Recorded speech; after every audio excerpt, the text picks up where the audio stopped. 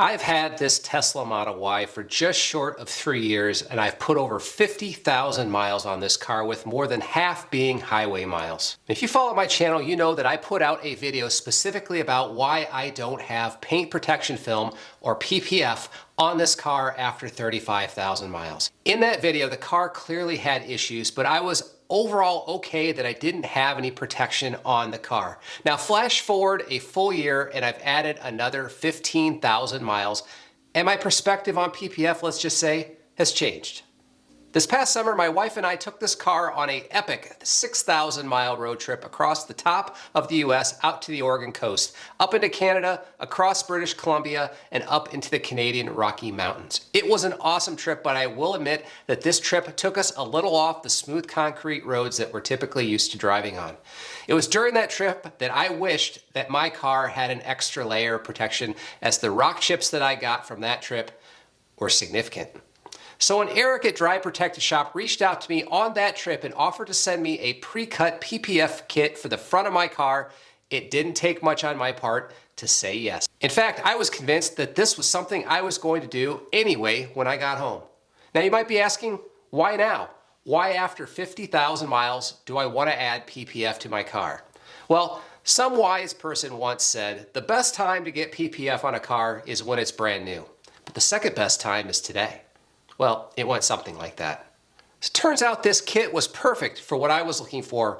Doing a DIY project is exactly up my alley, and I really wasn't looking forward to paying somebody to do this work for me. This pre-cut kit from Dry Protected Shop came with everything I needed to do to get the job done myself.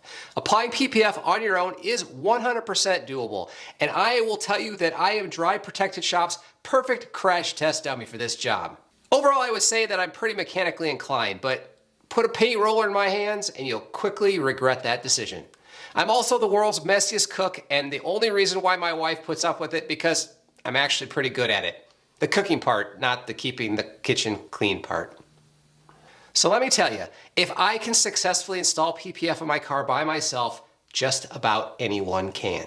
Dry Protected Shop has kits for all Teslas, and you can buy kits to cover the entire car or just a single body panel. It's entirely up to you. For me, I started with the front of the car. This includes the bumper, the hood, the front fenders, as well as the 2 side mirrors.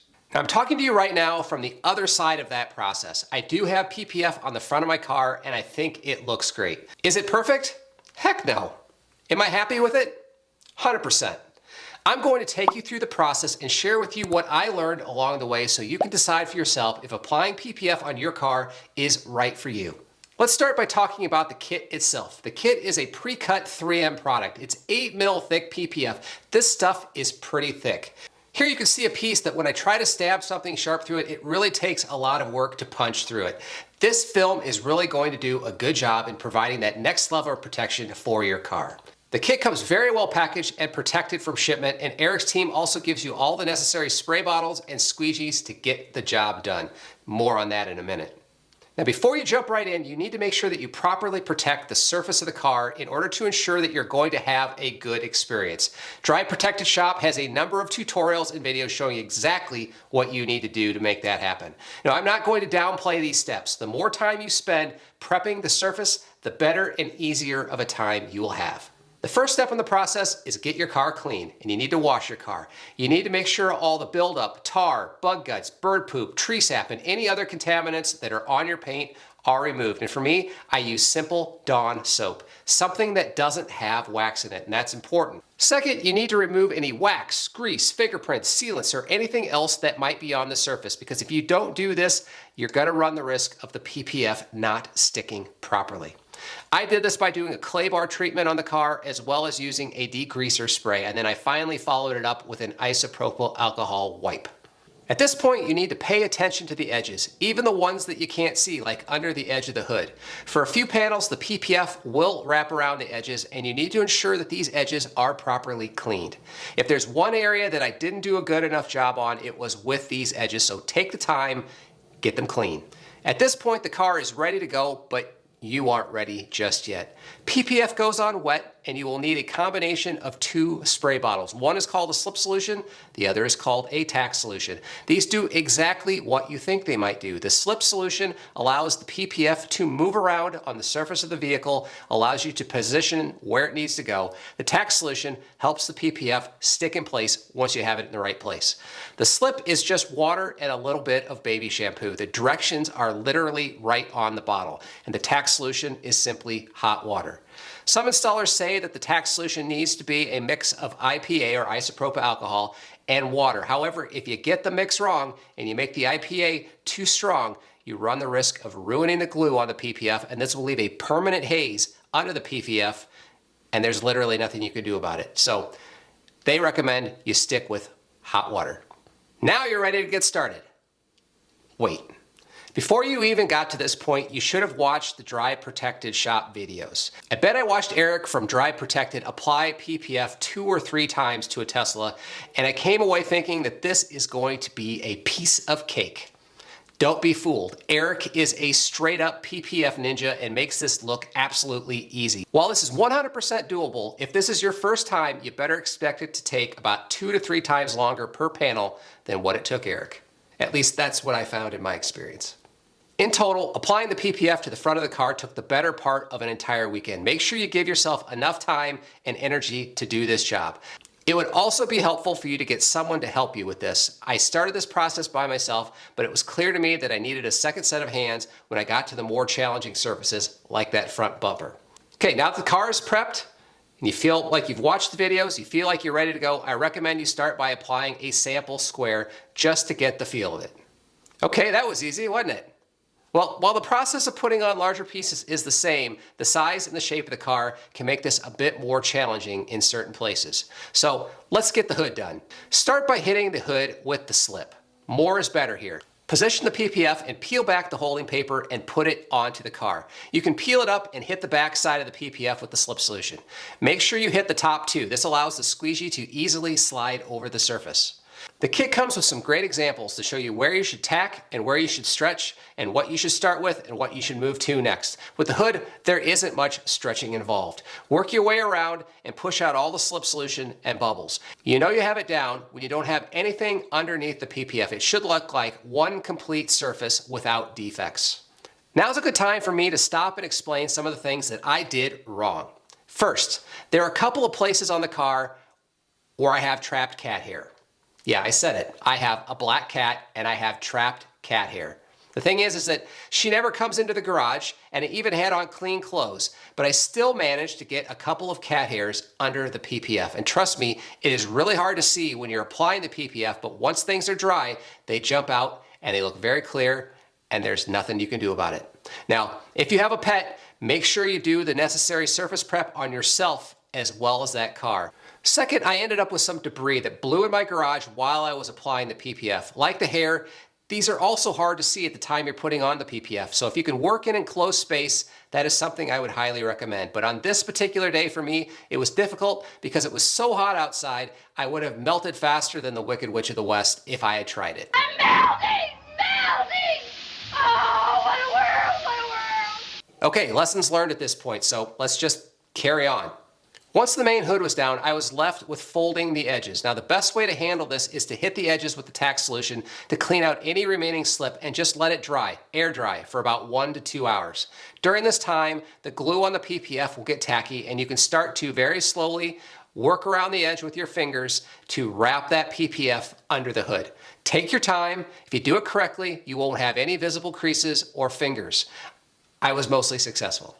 While I was waiting for the hood edges to dry, I was ready to tackle the front fenders. Now this seems pretty straightforward, but there are some places you need to stretch and you need to do that to make it fit correctly. Now in order to do this, you need to get various sections tacked down to allow you to stretch the material properly. I did find this a bit challenging. I found that doing this creates fingers or areas that seem to buckle up if you don't do it properly. And I think a mistake that I made was that thinking that it would have been better to handle these fingers when things dried up a little bit. Now looking back, I don't think that that was the right move.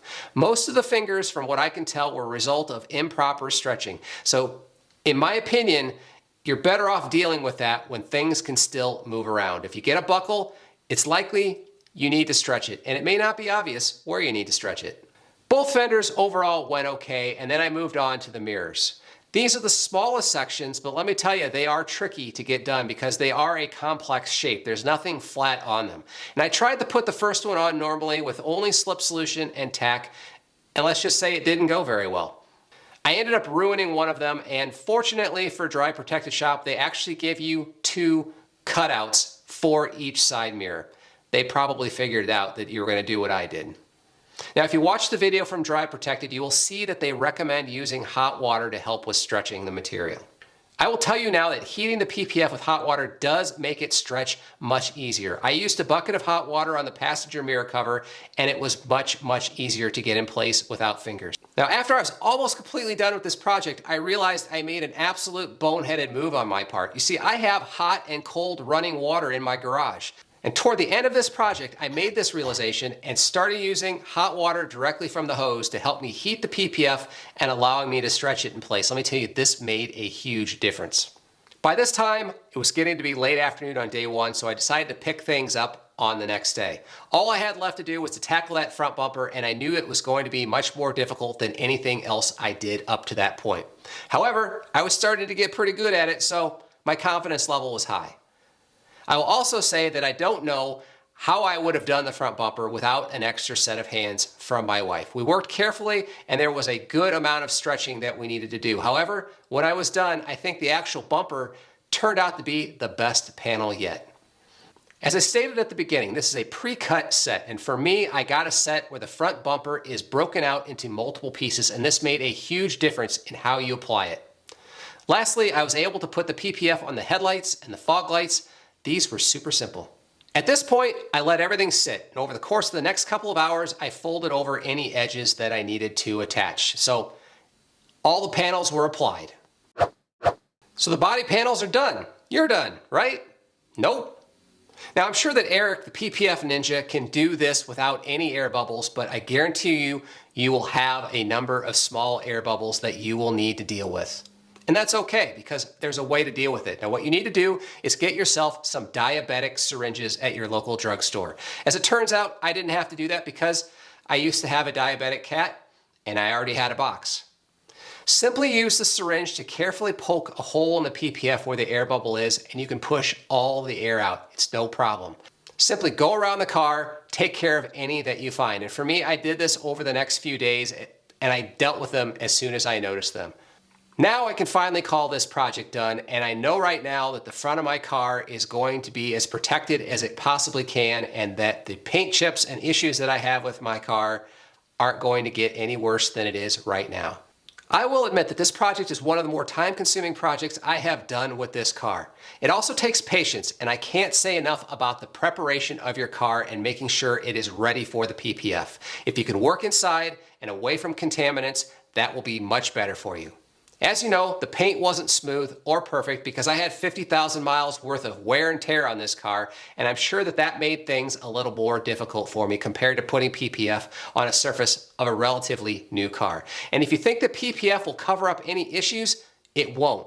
Specks and debris are actually amplified with the PPF, in my opinion, so make sure you get your surfaces clean. Overall, I'm happy with it. Now, there are areas that definitely could be improved on, and I felt if I had to do it again, I could do a much better job. Now, like any other jobs that I tend to do in my life, I feel like I'm just getting decent at it basically right when the project is over. And ironically, I'm the least happy with the hood. Now, this should be the easiest surface out of all of them, but it happened to be the first one that I did. I plan on actually redoing the hood. I'm gonna peel this thing off and I'm gonna give it a go again in the near future.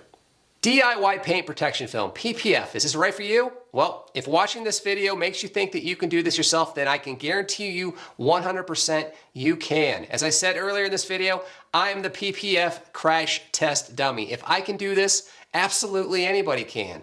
Now, if you feel this is right for you, you can follow the link in the description below to shoot over to Dry Protected Shop and pick up a kit for yourself that will cover as much or as little of the car as you want.